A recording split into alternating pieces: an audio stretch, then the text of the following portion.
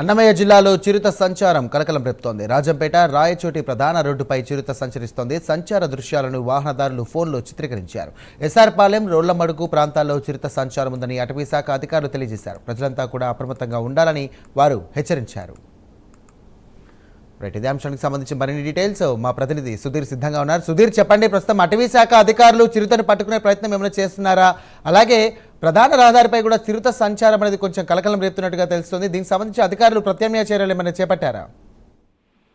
Thank you Sairam. ముఖ్యంగా చూసుకుంటే ఏదైతే రాజంపేట రాయచోటి ప్రధాన రహదారి అయినటువంటి ఎస్ఆర్పాలెం వద్ద గత అర్ధరాత్రి సమయంలో కూడా చిరుత అయితే కనుక పూర్తిస్థాయిలో కూడా సంచారం జరిగింది. అయితే ముఖ్యంగా కొంతమంది ప్రయాణికులు అటుగా ప్రయాణించడంతో వాళ్ళందరూ కూడా ఏదైతే చిరుత సంచారం జరుగుతుందో అదంతా కూడా పూర్తిస్థాయిలో కూడా వాళ్ళ దగ్గర ఉన్నటువంటి సెల్ ఫోన్లు కూడా బంధించడం జరిగింది. అయితే ఈ సమాచారాన్ని కూడా అటవీ అధికారులకు కూడా సమాచారం అందించడం జరిగింది. అయితే ముఖ్యంగా చూసుకుంటే కనుక ఏదైతే అన్నమయ్య జిల్లాలో ఉన్నటువంటి రాజంపేట పరిసర ప్రాంతాలు ఏదైతే అటవీ ప్రాంతంలో పూర్తిస్థాయిలో కూడా మనం గతంలో కూడా చూసుకోవచ్చు. ఇక్కడ అయితే కనుక చిరుత సంచారం జరిగిందని చెప్పి ప్రజలు కూడా చెప్తున్న పరిస్థితి అయితే ఉంది. అయితే ఇప్పటికే మనం చూసుకోవచ్చు అటవీ శాఖ అధికారులకు ఇప్పటికే అక్కడ ఉన్నటువంటి ఏదైతే సామాజిక మాధ్యమాల్లో వస్తున్నటువంటి వీడియో పూర్తిస్థాయిలో గమనించినటువంటి ఫారెస్ట్ అధికారులు పూర్తిస్థాయిలో కూడా హై అలర్ట్ అని చెప్పుకోవచ్చు. ఇప్పటికే మనం చూసుకోవచ్చు ఎస్ఆర్పాలెం సంబంధించినటువంటి ఫారెస్ట్ బీట్ ఏదైతే అవుతుందో అక్కడికి అటవీ అధికారులు చేరుకోవడం జరిగింది. అయితే ఆ చిరుతపులి పూర్తిస్థాయిలో కూడా అక్కడ ఉన్నటువంటి గ్రామాల్లో తిరుగుతున్న నేపథ్యంలో దాన్ని పట్టుకునేందుకు కూడా పూర్తిస్థాయిలో కూడా ఇప్పటికే